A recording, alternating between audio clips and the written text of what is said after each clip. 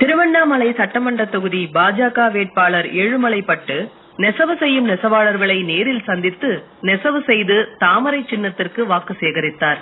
தமிழகத்தில் சட்டமன்ற தேர்தல் வரும் 23ஆம் தேதி நடைபெற உள்ளது.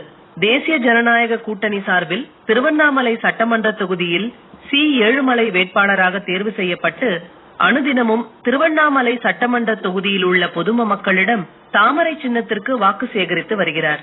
இந்நிலையில் இன்று திருவண்ணாமலை மாநகராட்சியில் உள்ள வார்டு எண் 10, 19, 20, 37, 38 மற்றும் 39 ஆகிய 6 வார்டுகளில் பொதுமக்களிடம் தாமரை சின்னத்திற்கு வாக்கு சேகரித்தார். அப்போது அந்த பகுதியில் பட்டு நெசவு செய்யும் நெசவாளர்களை நேரில் சந்தித்து நெசவு செய்து தாமரை சின்னத்திற்கு வாக்கு சேகரித்தார். மேலும் செல்லும் இடமெல்லாம் பாஜக வேட்பாளருக்கு பொதுமக்கள் ஆரத்தி எடுத்து சிறப்பான வரவேற்பு அளித்து வருகின்றனர்.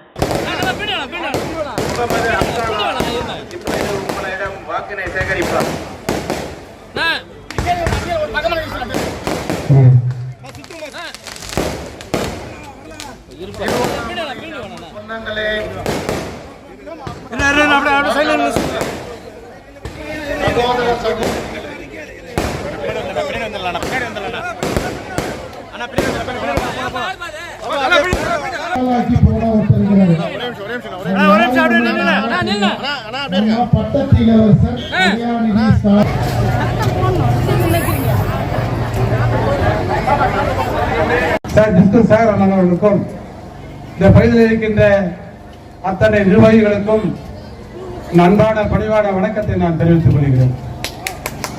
நமது சின்னம் தாமரை.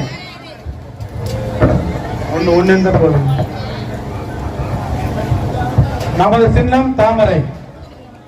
தாமரை சின்னத்திலே வாக்களிக்க வேண்டும் என்று திருவண்ணாமலை தொகுதியின் சார்பாக திருவண்ணாமலை மாநகராட்சியிலே ஒவ்வொரு வார்டாக நான் வாக்குகளை சேகரித்துக் கொண்டிருக்கிறேன்.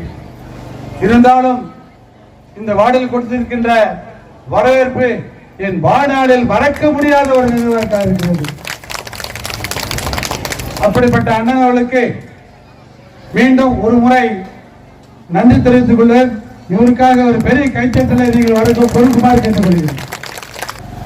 யார் பேராவது விட்டு போயிருந்தாலும் சொன்னதாக கருத வேண்டும் என்றும் ஒரு முறை கேட்டுக்கொள்கிறேன், மன்னிக்க வேண்டுகிறேன். எடப்பாடி ஆட்சியிலே அவருடைய முதலமைச்சராக இருந்த பொழுது நான் அவரை எட்டை தந்தவர்கள். மீண்டும் அவர் முதலமைச்சராக வருவதற்குண்டான சூழ்நிலை உருவாக்கப்பட்டிருக்கிறது. மீண்டும் எடப்பாடி ஐயாவுடைய ஆட்சி பெற்ற வேட்பாளர் தேசிய சண்முகம் ஐயாவுடைய ஆட்சி பெற்ற வேட்பாளர்.